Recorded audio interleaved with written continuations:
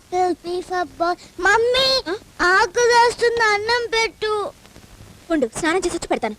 ఇప్పుడే పెట్టు, బాగా ఆకలిగా ఉంది. స్నానం చేసి వచ్చి పెడతానగా. ఉండు. మమ్మీ ఆకలి వేస్తుంది.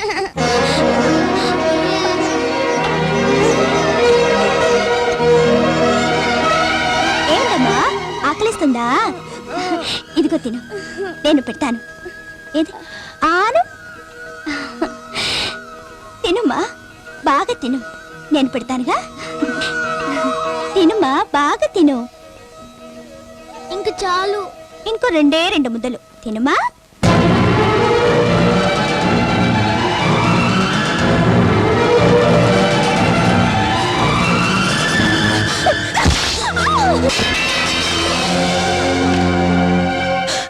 ఇంకెప్పుడన్నా నీ చేత వాడికి అన్నం పెట్టావో మర్యాద దక్కదు.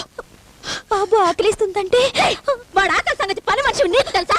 తల్లి నాకు తెలుసా? ఎంతలో ఉండాలో అంతలో ఉండు. అది కాదక్క. ఎవరా నీకు అక్క?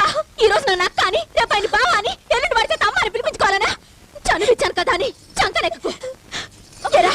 వచ్చి పెడతాను కదా, ఆగలేదు బావా. ఇంకోసారి దాని చేత అన్నం తిను, చెప్తాను నీ పని. తింటే తప్పేంటి? మాట మాట ఎదురు చెప్పండి, చంపుతాను. ఇక్కడ నుంచి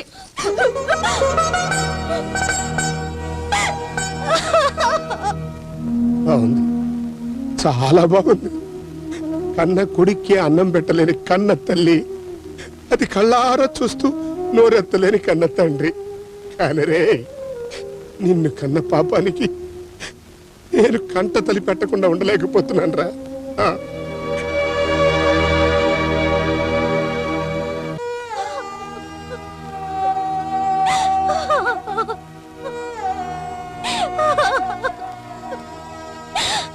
మనిషా, పాపిష్టిదాన్ని, నిన్ను కొట్టి తిట్టి బాధ పెట్టాను, నన్ను క్షమించు.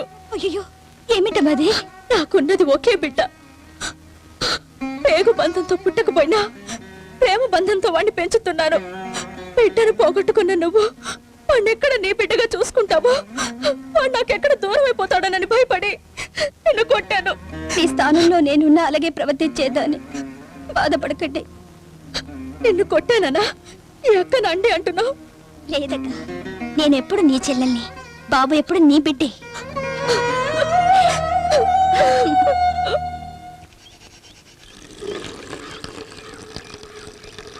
ఏమిటమ్మా ఇది? 10 మంది పని మనుషులతో పని చేయించుకోవాల్సిన తల్లివి, పని మనిషిలా ఇలా? నా ఇంటి పని నేను చేసుకుంటే పని మనిషిని ఎందుకు అవుతాను మావయ్య? ఈ ఇంటి ఇల్లాలుగా నువ్వు ఈ పని చేస్తే నేనెందుకు బాధపడతాను?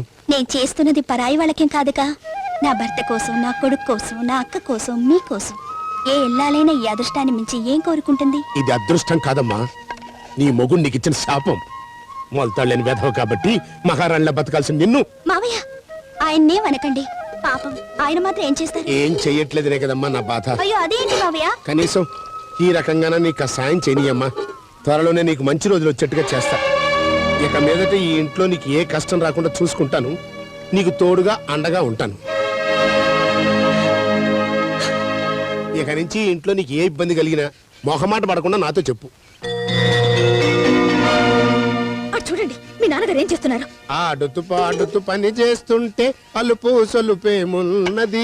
ఓ సదా, మొన్న డాక్టర్ ఎక్సర్సైజ్ చేయమన్నాడు కదా, అందుకని అంటులు అవుతున్నట్టున్నాడు. ఎక్సర్సైజ్ కాదు, ఆ పిల్లకి కష్టం నష్టం రాకుండా చూసుకుంటాట, దానికి తోడుగా అండగా ఉంటాట. మీరు ఏదో ఒకటి చేయకపోతే దాన్ని తీసుకొచ్చి నాకు అర్థం చేస్తాడు. అనుమానించడానికని అర్థం ఉండాలి. మా నాన్న ఎటువంటి వాడో నాకు బాగా తెలుసు.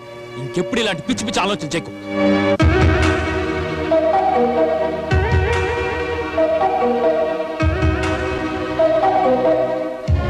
లాభం లేదు, మనిషి ఇంట్లో ఉండటం మంచిది కాదు. ఏదో ఒకటి చేసి దాన్ని బయటకు పంపించేయాలి.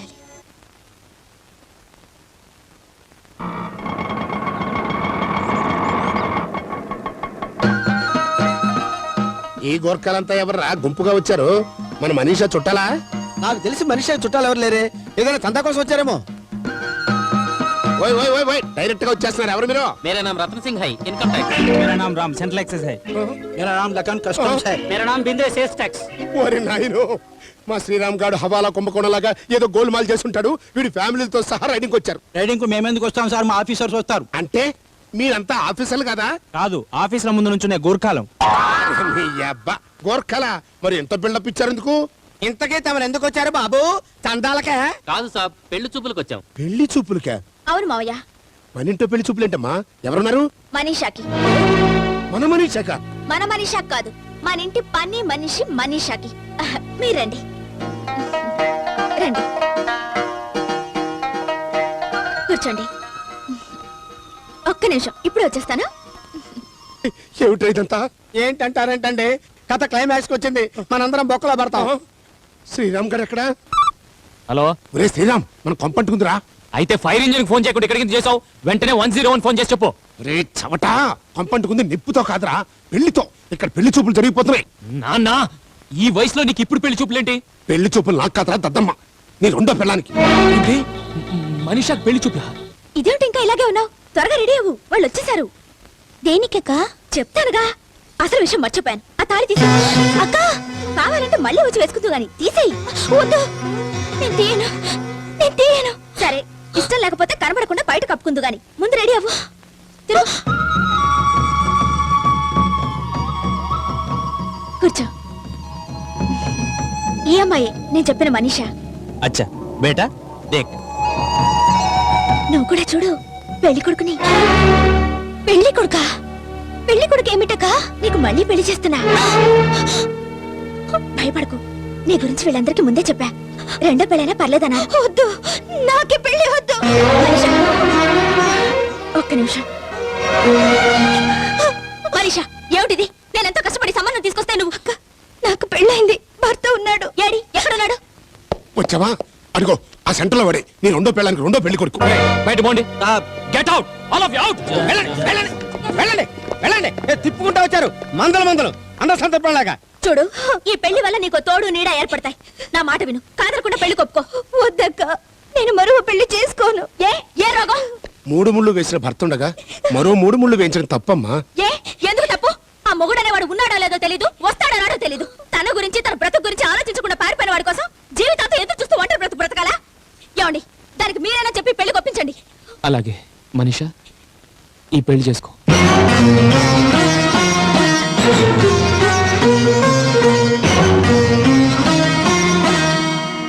వద్దులే, చేసుకోవద్దు.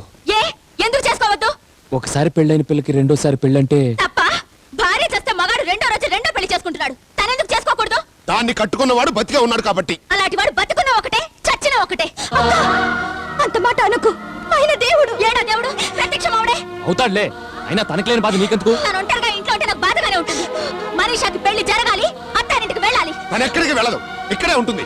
ఎవరుంచుకోవడానికి అది ఇక్కడ ఉండాలి? మీరా, మీ అబ్బాయా?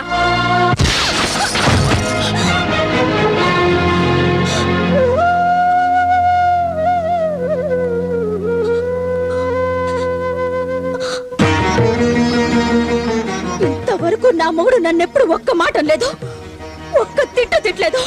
నువ్వు ఇంట్లోకి వచ్చాక ఈ మనుషులో మార్పు వచ్చింది. నన్ను కొట్టే పరిస్థితి వచ్చింది. వీల్లేదు, నువ్వు ఇంట్లో ఉండటానికి వీల్లేదు. తక్షణమే నా ఇంట్లో నుంచి బయటికి వెళ్ళు. వెళ్ళిపోతానక్క. నా కారణంగా మీరు గొడవలు పడకండి. ఇప్పుడే సంతోషంగా వెళ్ళిపోతాం. ఆగో, నువ్వు వెళ్ళటానికి వీల్లేదు.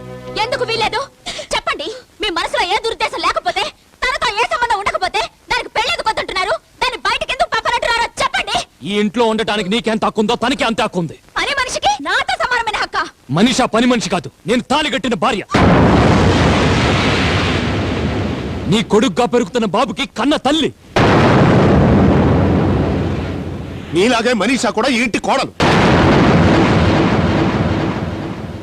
వదిన, జరిగిన దాంట్లో భయ్య తప్పేమీ లేదు, మంచి మనసుండటం తప్ప.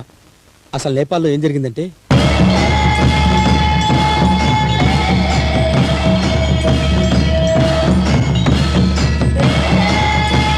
అలా పెళ్లి జరిగిపోయింది.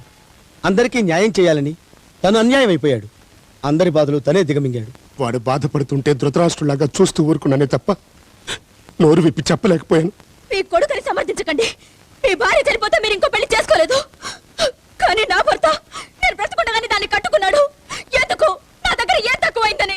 సీత, ఆవేశపడకు, నేను చెప్పేది విను. తాగొద్దు. మీరంతా కలిసి నన్ను మోసం చేశారు, నన్ను ఏమార్చారు. అన్ని విషయాలు దాచి నేను చిన్నప్పటి నుంచి శ్రీరాముడి తప్ప మరో దేవుణ్ణి పూజించలేదు. మీరు మరో ఆడదానికి చూస్తారని ఊహించలేదు.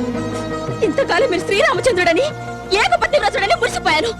మీరు రాముడు కాదు, రాక్షసుడని ఇప్పుడు తెలిసింది. నా కోడలివైనా కూతురువైనా నువ్వేనమ్మా అనేవాళ్ళు. నేను నిజంగా మీ కూతుర్ని అనుకుంటే నాకింత అన్యాయం జరుగుతుంటే నిజం ఎందుకు చెప్పలేదు? ఎందుకు ఇంత ద్రోహం చేశారు? ఏమి? ఎవరూ లేని అనాథమని ప్రేమతో చేరదీసినప్పుడైనా అక్క నీ పసుపు కుంకాలను దోచుకున్నాను, నీ మొగుడు చేత తాళి కట్టించుకున్నాను, నీ మొగుడి సొంతం చేసుకున్నాను, నీ కాపురంలో చిచ్చుకోలేనని నువ్వైనా చెప్పొచ్చు కదే. సీత ప్లీజ్, నేను చెప్పేది విను. కట్టిన తాళికి కట్టుకున్న పెళ్ళానికి ద్రోహం చేసిన మీ మాటలు వినాల్సిన పని లేదు. ఎంతో ఓర్పుతో నేర్పుతో సంసారం చేశాను. ఆఖరికి మీకు పిల్లలు పుట్టని తెలిసినా మీ భార్యగా భరించాను. మీ మీద జాలి పడ్డాను. పిల్లలు పుట్టింది వాడికి కాదు, నీకు. ఆ లోపం ఉంది నీలో. నీకు ఈ జన్మలో పిల్లలు పుట్టరని డాక్టర్ చెప్తే నువ్వు గొడ్రాలంటే తట్టుకోలేవని, నువ్వు బాధపడతావని ఆ బాధంతా చూడలేక నిజాన్ని దాచి ఆ లోపం తన మీద వేసుకున్నాడు. నా కొడుకు రాక్షసుడు కాదు, ఆ రాముడి కంటే గొప్పవాడు. ఆ దశరథుడు కోరితే ఆ రాముడు రెండో పెళ్లి చేసుకునేవాడో లేడో తెలియదు కానీ నా కొడుకు మాత్రం నిర్ముఖ మాటగా చెప్పాడు రెండో పెళ్లి వద్దు అని. నాకు పిల్లలు లేకపోయినా పర్వాలేదు, సీతే నా సర్వస్వం అన్నాడు. చెప్పుడు మాటలు విని ఆ రాముడు సీతని అడవులు పాలు చేశాడు. కానీ నా రాముడు మగతనం లేనివాడు, కొజ్జావాడు అని ఊళ్ళో వాళ్ళందరూ అంటున్నా అన్నీ విని మౌనంగా భరించాడే తప్ప నిజం చెప్పి నీకు అన్యాయం చేయలేదు. పుట్టిన పసిగుడ్డిని పొత్తిళ్లలోనే మనీషాకి దూరం చేసి నీకు దత్తతిచ్చాడు. ఎందుకు? అమ్మా అని నిన్ను పిలిచేవాడు లేడని, ఆ లోటు తీర్చాలని. నిన్ను అమ్మా అని ఈ కొడుకు పిలుస్తూ ఉంటే ఈ కన్న తల్లి ఎన్నిసార్లు ఉలిక్కిపడి లేచిందో నిద్రపోని ఈ మావయ్యకి తెలుసమ్మా. పట్టు పరుపుల మీద నిన్ను పడుకోబెట్టి, పాత చాప మీద తన్ని పడుకోబెట్టి నా కొడుకు బాధపడుతుంటే కుళ్ళి కుళ్ళి ఏడ్చాడమ్మా ఈ తండ్రి. నాకు శిక్ష పడకూడదని నేను బ్రతికొండగానే వెదవగా మారటానికి సిద్ధపడ్డ మనిషి మెళ్ళలో మానవత్వం ఉన్న మనిషిగా తాలిగట్టాను. అది చెప్తే నువ్వు నాకు దూరం అవుతావని భయంతో నీకు చెప్పలేదు. నేను తల్లయి నిన్ను అమ్మ అనిపించిన మనిషి అని పని మనిషిగా ఇంటికి తీసుకొస్తే నోరు మెదపలేదు. ఎందుకో తెలుసా? నా మొదటి భారీగా నీ గౌరవం నిలబడాలని. నా కళ్ళెదుట మనిషి అని కొట్టినా నోరు మూసుకున్నాను. కన్నబిడ్డ చేత అమ్మ అనిపించుకోలేకపోయినా, కట్టుకున్న వాడికి దగ్గర కాలేకపోయినా, పని మనిషిలా ఇంట్లో చాకరీ చేస్తున్నా చూస్తూ ఊరుకున్నాను. ఎందుకో తెలుసా? తను బాధపడ్డా నువ్వు బాధపడకూడదు. నీ భర్తగా తనకి తాళి కట్టడం తప్పైనా మనిషిగా నేను చేసిన తప్పు కాదు. మనస్ఫూర్తిగా నేను ప్రేమించాను, ప్రేమిస్తున్నాను. నా మనసులో మొదటి స్థానం నీదే. నువ్వు నాకే శిక్ష విధించినా అనుభవించడానికి సిద్ధంగా ఉన్నాను. కానీ నన్ను వదిలి వెళ్ళిపోతానని మాత్రం అనుకో. నిన్ను వదిలి నేను ఉండలేను. నా బిడ్డ మీద ప్రమాణం చేసి చెప్తున్నాను.